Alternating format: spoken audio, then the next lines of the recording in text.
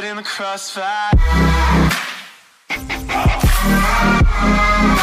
It's caught in the crossfire. आज का topic हजर असवद। हजर के माने पत्थर के होते हैं, असवद के माने काला। ये दोनों अरबी लफ्ज हैं, अरबी का आप हिंदी लेंगे काला पत्थर आ जाएगा। और बाज़ औक़ात अजीज़ मियाँ तो वाली ने भी अपने कहा है समा के दौरान उन्होंने कि उधर काबा में भी पत्थर, इधर काशी में भी पत्थर। तो काशी जो बनारस का है वो डुप्लीकेट है, ओरिजिनिटी अहले हनूद भी कहा करते हैं कि ओरिजिनल जो है मक्का में है। तो हजर असवद के मुतालिक बहुत सी क़यास आराइया हैं, लेकिन जो सीना बसीना इल्म फ़ुक़रा दरवेश खानकाहों में आती है या फिर अहले बैत के ज़रिए जो मखसूस लोगों तक इल्म पहुँची है, उसके मुताबिक ये बात सामने आती है कि ये हजर असवद दरअसल एक फरिश्ता था जो दुनिया बनने से पहले अर्श पर जब अल्लाह ने अहले बैत रसालत रसूल अकरम फ़ातिमा हज़रत अली और पंजतन या फिर 14 इमाम के इमाम हुसैन के पुष्ट से जो 9 इमाम कुल मिलाकर 14 जिनको मासूमीन कहा गया, इनकी जब तख्लीक की तो इनको रहने की जगह एक बनाई जिसका नाम आलीन था।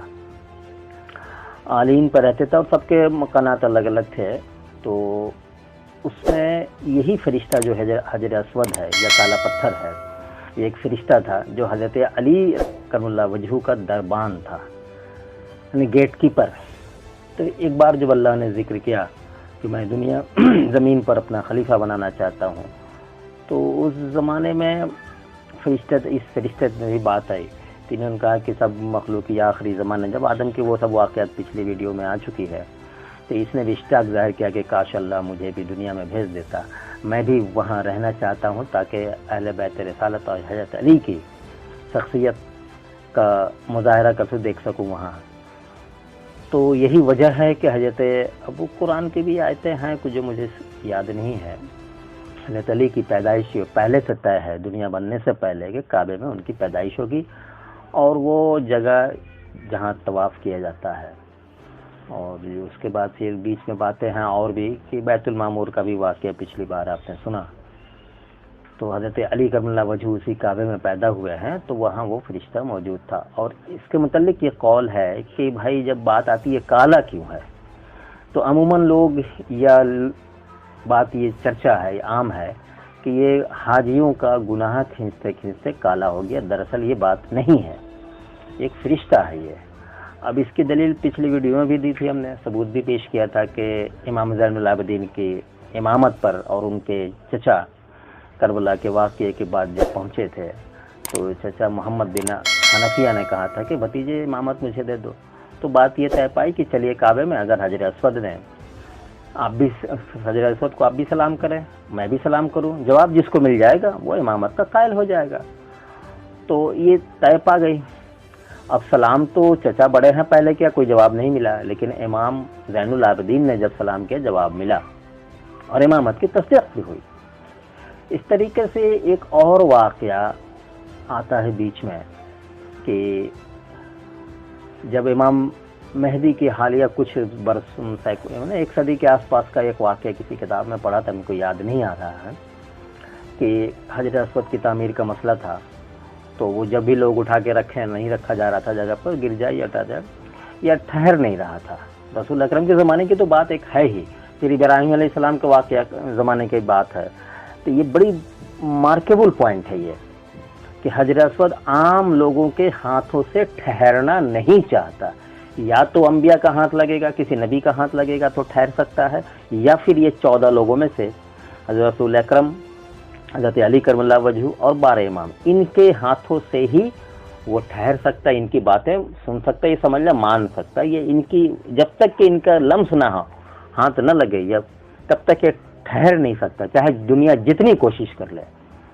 इनको वो पहचानता है और ये वन्हीं लोगों को करीब आने का मौका मिलता है। यह बहुत से लोग देते हैं जो ख़ास तौर से जो अर्श बाला में अलस्तु बिरब्बिकुम का जवाब कालू बला दिया है और जिन्होंने आले रसूल को वहाँ पहचाना है, 14 मासूमीन को पहचाना, वो दुनिया में ही वहाँ तक पहुँच करके वो उस तक पहुँच सकता है और वो पहचानता है कि कौन अहले बैत का चाहने वाला, कौन नहीं चाहने वाला, कौन इन सब बगजो असद नफरत करने वाला। यह अजल से तय है, ये शुदा प्रोग्राम है।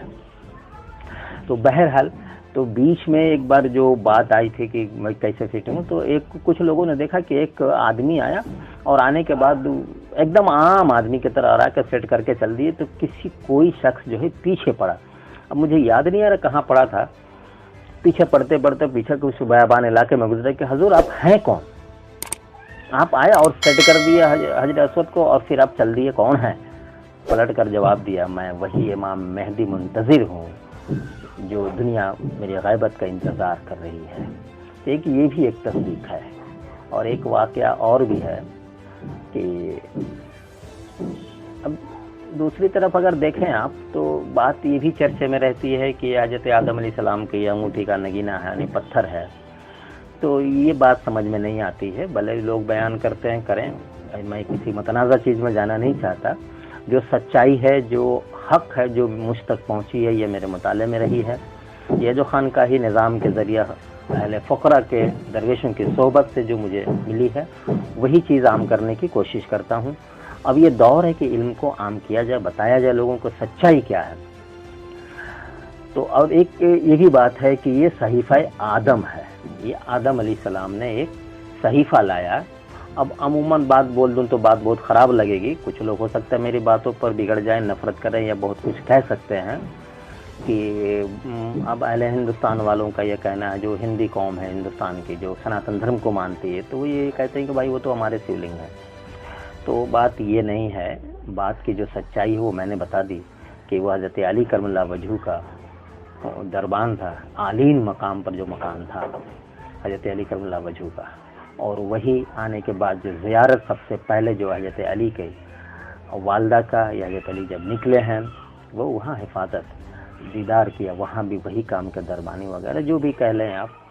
یہ بڑی ایک معمہ راج، اس پر لوگ چرچا نہیں کرنا چاہتے، نہ بولنا چاہتے، چونکہ سینہ بسینہ یہ سب علم آئی ہیں اور بعض کچھ مخصوص لوگوں کے پاس یہ سب علم ہے. اگر آپ جائیں بات بڑی دوسری طرف چلی جائے گی، میں نہیں چاہتا اس طرف جانا. سچ بس سچ یہی سمجھ لیں کہ حضرت علی کرم اللہ وجہہ کا غلام ہے.